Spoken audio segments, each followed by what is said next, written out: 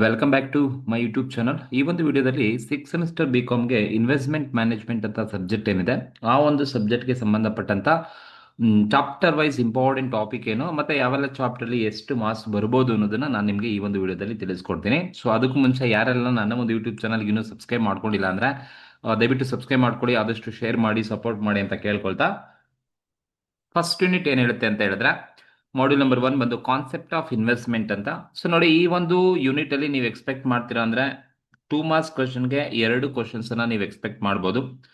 4 ಮಾರ್ಕ್ಸ್ಗೆ minimum ಒಂದಿರುತ್ತೆ, maximum ನೀವು 2 expect ಮಾಡ್ಬೋದು. So 4 ಮಾರ್ಕ್ಸ್ಗೆ maximum 2 question ಬರುತ್ತೆ, ಕಂಪಲ್ಸರಿ ಒಂದಿದ್ದೇ ಇರುತ್ತೆ. ಅಂಡ್ ಸೆಕ್ಷನ್ಸ್ಗೆ ಒಂದು ಕ್ವಶನ್ಸ್ ಅನ್ನ ನೀವು ಎಕ್ಸ್ಪೆಕ್ಟ್ ಅನ್ನ ಮಾಡ್ಬೋದು. ಸೊ ಈ ಒಂದು ಯೂನಿಟ್ ಅಲ್ಲಿ, ಸೊ ಹಾಗಾಗಿ ಈ ಒಂದು ಯೂನಿಟ್ ಅಲ್ಲಿ ಆಲ್ಮೋಸ್ಟ್ ನಿಮಗೆ 24 ಮಾರ್ಕ್ಸ್ ಬರ್ತಕ್ಕಂಥ ಚಾನ್ಸಸ್ ಇರುತ್ತೆ. 2 ಮಾರ್ಕ್ಸ್ 2 ಕ್ವಶನ್ ಇರುತ್ತೆ, ಸೆಕ್ಷನ್ ಬಿಗೆ 2 ಕ್ವಶನ್ ಕೇಳ್ತಕ್ಕಂಥ ಚಾನ್ಸಸ್ ಇರುತ್ತೆ, ಅಂಡ್ ಸೆಕ್ಷನ್ ಸಿಗೆ ಒಂದು ಕ್ವಶನ್ ಅಂತೂ ಕಂಪಲ್ಸರಿ ಇದ್ದೇ ಇರುತ್ತೆ. ಸೊ ಯಾವ ತರ ಕ್ವಶನ್ಸ್ ಅನ್ನ ಕೇಳ್ಬೋದು ಅಂತ ಹೇಳಿದ್ರೆ, just give the meaning of investment management ಅಂದ್ರೆ ಏನು, what you mean by capital market, meaning of money market ಆಗಿರ್ಬೋದು, what you mean by speculations ಆಗಿರ್ಬೋದು, what you mean by derivatives ಆಗಿರ್ಬೋದು.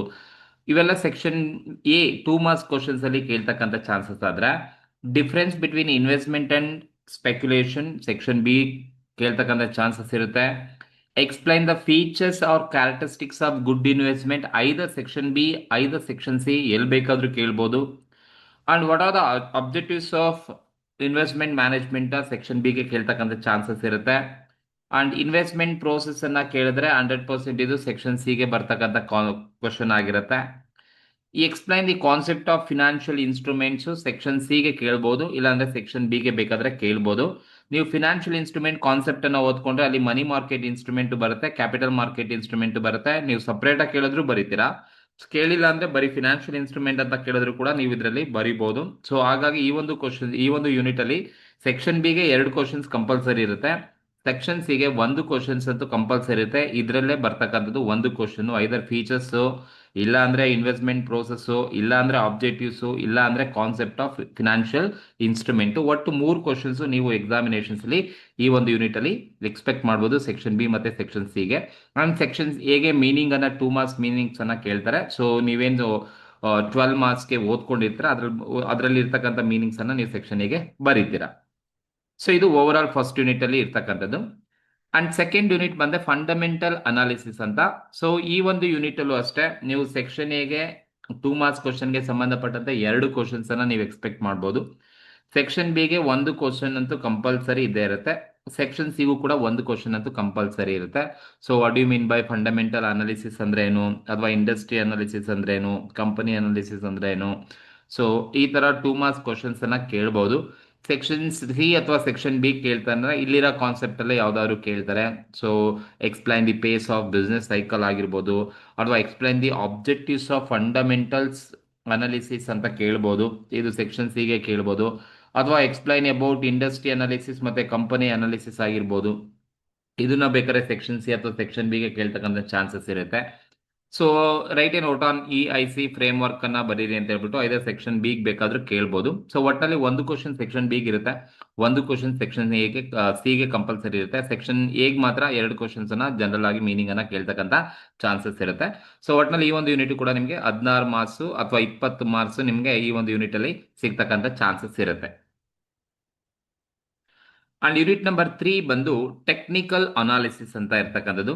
ಈ ಟೆಕ್ನಿಕಲ್ ಅನಾಲಿಸಿಸ್ ಅಲ್ಲೂ ಅಷ್ಟೇ ನೀವು ಸೆಕ್ಷನ್ ಎಗೆ 2 ಕ್ವಶನ್ ಅನ್ನ ನೀವು ಎಕ್ಸ್ಪೆಕ್ಟ್ ಮಾಡಬಹುದು ಮ್ಯಾಕ್ಸಿಮಮ್, ಸೆಕ್ಷನ್ ಬಿಗೆ ಒಂದು ಕ್ವಶನ್ ಇರುತ್ತೆ, ಸೆಕ್ಷನ್ ಸಿಗೆ ಒಂದು ಕಂಪಲ್ಸರಿ ಇರುತ್ತೆ. ಬಟ್ ಇನ್ ಅಡಿಷನ್ 2 ಕ್ವಶನ್ಸ್ ಅನ್ನ ಬೇಕಾದ್ರೆ ನೀವು ಎಕ್ಸ್ಪೆಕ್ಟ್ ಮಾಡೋದು, ಬಟ್ ಒಂದಂತೂ ಕಂಪಲ್ಸರಿ ಇರುತ್ತೆ. So in addition that 2 questions ಅನ್ನ ಕೇಳ್ತಕ್ಕಂಥ ಚಾನ್ಸಸ್ ಇರುತ್ತೆ, ಯಾಕೆಂದ್ರೆ ಜಾಸ್ತಿ ಇನ್ಫಾರ್ಮೇಶನ್ಸ್ ಇರೋದ್ರಿಂದ. ಸೊ ಹಾಗಾಗಿ ಇಲ್ಲಿ ಯಾವೆಲ್ಲ ತರದ ಕ್ವಶನ್ಸ್ ಅನ್ನ ಕೇಳಬಹುದು, ಇಂಪಾರ್ಟೆಂಟ್ ಟಾಪಿಕ್ ಏನಿರುತ್ತೆ ಆ ಒಂದು ಯೂನಿಟ್ ಅಲ್ಲಿ ಅಂತ ಬಂದಾಗ.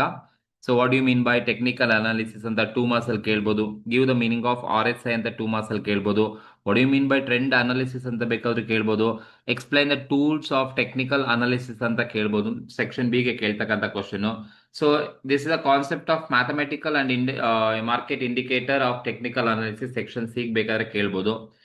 Explain the Dow theory of explain the Dow theory of technical analysis either section B section C ಗೆ ಕೇಳ್ಬೋದು.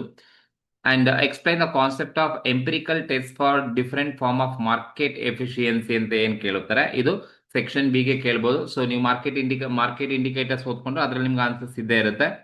And explain the advantages and disadvantages of trend analysis ಅಂತ ಹೇಳ್ಬಿಟ್ಟು ಸೆಕ್ಷನ್ ಸಿ ಗೆ ಕೇಳ್ತಕ್ಕಂಥ ಚಾನ್ಸಸ್ ಇರುತ್ತೆ. ಸೊ ಒಟ್ನಲ್ಲಿ ಈ ಒಂದು ಯೂನಿಟ್ ಅಲ್ಲಿ ನಿಮ್ಗೆ ಸೊ ಒಂದು ಕ್ವಶನ್ ಸೆಕ್ಷನ್ ಬಿ ನಲ್ಲಿ ಇರುತ್ತೆ, 2 ಕ್ವಶನ್ಸ್ ಮ್ಯಾಕ್ಸಿಮಮ್ ನೀವು ಎಕ್ಸ್ಪೆಕ್ಟ್ ಮಾಡೋದು, ಬಟ್ ಒಂದಂತೂ ಕಂಪಲ್ಸರಿಯಾಗಿ ಸೆಕ್ಷನ್ ಸಿ ನಲ್ಲಿ ಇದ್ದೇ ಇರುತ್ತೆ.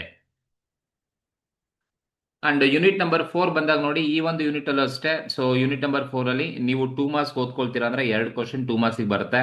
ಸೆಕ್ಷನ್ ಬಿ ಗೆ 1 ಕ್ವಶನ್ ಥಿಯರಿನೇ ಬರುತ್ತೆ. ಸೆಕ್ಷನ್ ಸಿ ಗೆ 1 ಕ್ವಶನ್ 12 ಮಾರ್ಕ್ಸ್ ಬರುತ್ತೆ. ದಟ್ ಈಸ್ ಪ್ರಾಕ್ಟಿಕಲ್ಲೇ ಬರ್ತಕ್ಕಂಥದ್ದು, ಪ್ರಾಬ್ಲಮ್ಸ್ ನಿಮಗೆ ಬರ್ತಕ್ಕಂಥದ್ದು, ಪ್ರಾಕ್ಟಿಕಲ್ಲೇ ಕ್ವಶನ್ಸ್ ಕೊಡ್ತಾರೆ. ಒಂದೇ ಒಂದು ಕ್ವಶನ್ ನಿಮಗೆ ಸೊ ಪ್ರಾಕ್ಟಿಕಲ್ ಬರುತ್ತೆ, ಅದು ಈ ಚಾಪ್ಟರ್ ಇಂದಾನೆ ಬರ್ತಕ್ಕಂಥದ್ದು. ಸೊ ಯಾವ ತರ ಕ್ವಶನ್ಸ್ ಅನ್ನ ಕೇಳ್ಬೋದು ಅಂದ್ರೆ, ಮೀನಿಂಗ್ ಆಫ್ ರಿಸ್ಕ್ ಅಂದ್ರೆ ಏನು, ಅಥವಾ ಟೈಪ್ಸ್ ಆಫ್ ರಿಸ್ಕ್ ಯಾವ್ದೆಲ್ಲ ಇದೆ, what you mean by unsystematic risk ಅಂದ್ರೆ ಏನು, how do you calculate risk ಮತ್ತೆ ರಿಟರ್ನ್ ಹೇಗೆ ಕ್ಯಾಲ್ಕುಲೇಷನ್ಸ್ ಅನ್ನ ಮಾಡ್ತೀರಾ. ಸೊ ಇವೆಲ್ಲ ಸೆಕ್ಷನ್ ಎಗೆ ಕೇಳ್ತಕ್ಕಂಥದ್ದು.